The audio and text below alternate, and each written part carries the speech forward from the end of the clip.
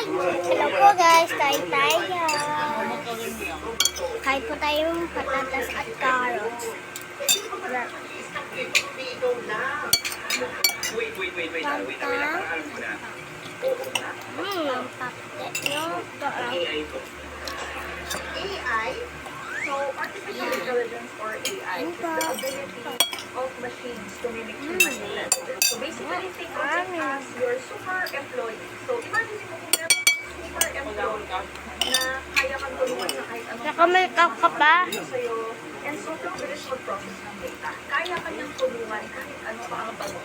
Paano ginagawa ang AI?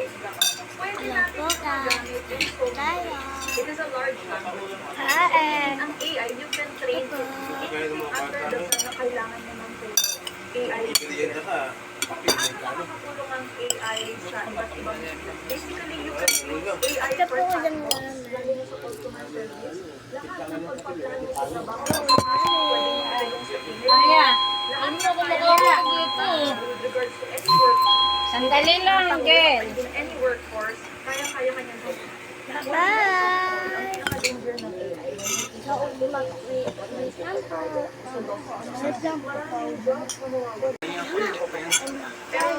business po, nagkiwalay na po sila ng kwento. Kasi dahil po kasi very good.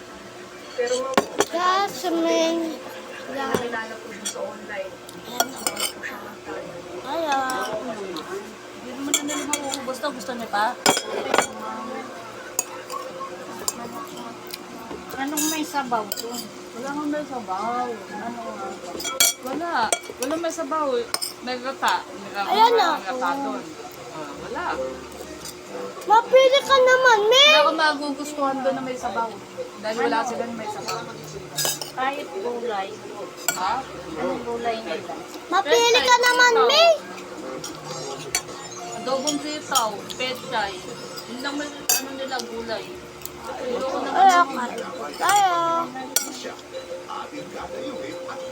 Bilan mo na lang kaya ako. ako. Lalo pa ako. Yung ano lang naman ang ano. Kung baka ako doon tapos na. Oo. Kasi baka maano na naman ako sa ano eh. Saan ba? Doon sa binilihan niyo. Oh, Kasi baka maano na naman ako sa klema eh.